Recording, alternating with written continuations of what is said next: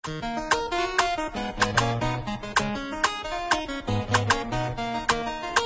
Everyone, আসসালামু আলাইকুম। আপনাদেরকে অনেক অনেক স্বাগতম ডলিস কিচেনে। আজ আমি হাজির হয়েছি আরেকটি ভিন্ন রেসিপি নিয়ে, ভিপ জালি কাবাব। কাবাবের জন্য আমি এখানে নিয়েছি 1 কেজি গরুর মাংসের কিমা। মাংসটাকে ভালো করে ধুয়ে আমি কিমা করে পানি ঝরিয়ে নিয়েছি। দেখুন মাংসটি কত সফট হয়েছে একদম কিমার জন্য।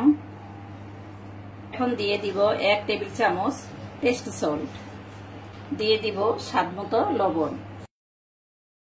এখানে মশলার গুঁড়া নিয়েছি দারচিনি, এলাচি আর তেজপাতা ব্লেন্ড করে নিয়ে আমি 2 টেবিল চামচ দিয়ে দিলাম। দিয়ে দিব 1 টেবিল চামচ গোলমরিচের গুঁড়া।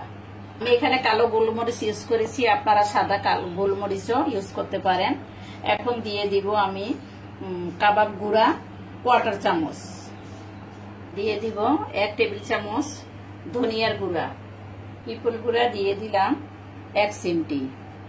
এখন মাংসগুলোকে একটু ভালো করে মাখিয়ে নিব।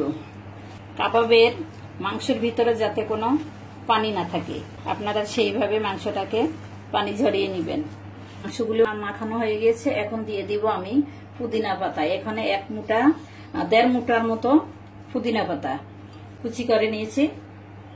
এখন দিয়ে দিব পেঁয়াজ কুচি, পেঁয়াজ দিয়ে একটু মাখিয়ে নিয়েছি। এখন দিয়ে দিব আমি পছন্দ মতো কাঁচামরিচ কুচি। আপনারা যেরকম ঝাল খান ঠিক সেই অনুযায়ী আপনারা ঝালটা দিয়ে নেবেন। দিয়ে আবার একটু মাখিয়ে নিব। কাবাবের জন্য আমি 2টো ডিম নিয়েছি, ডিমটা এখন ফেটে আমি দিয়ে দিব।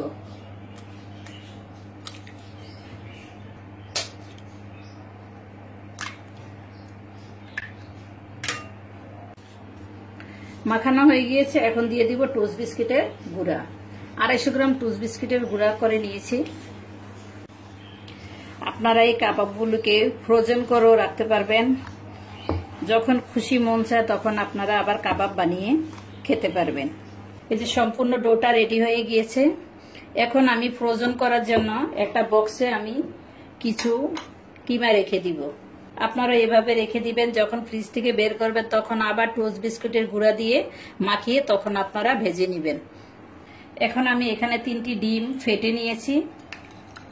ডিমগুলোকে আমি ভালো করে ফেটে তারপরে কাবাব বানিয়ে চুবিয়ে চুবিয়ে ভেজে নিব। ডিম ফেটানো হয়ে গিয়েছে।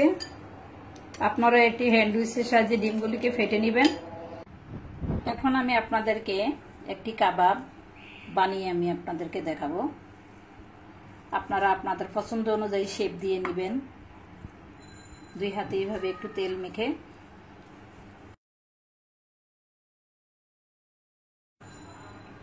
সবগুলি কাবাব আমি এইভাবে বানিয়ে নিব। ভালো লাগলে লাইক, কমেন্ট, শেয়ার করবেন। আমার ইউটিউব চ্যানেলও লিংক দেওয়া আছে, আমার চ্যানেলটিকে সাবস্ক্রাইব করে লাইক করে দিবেন। পাশে থাকা বেল আইকনটি ক্লিক করে দিবেন। সবগুলি কাবাব আমি এইভাবে বানিয়ে নিব। সবগুলি কাবাব আমি এইভাবে বানিয়ে নিয়েছি। এখন আমি তেলে ভেজে নিব। তাই আমি আগে থেকে একটি প্যান বসিয়ে তেল গরম করে নিয়েছি। এখন আমি ডিমের মধ্যে কাবাবগুলি চুবিয়ে চুবিয়ে ভেজে নিব।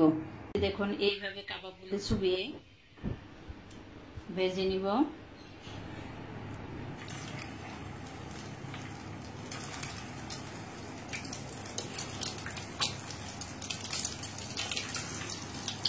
এইভাবে করে আমি কাবাবগুলোকে ডুবো তেলে ভেজে নিব।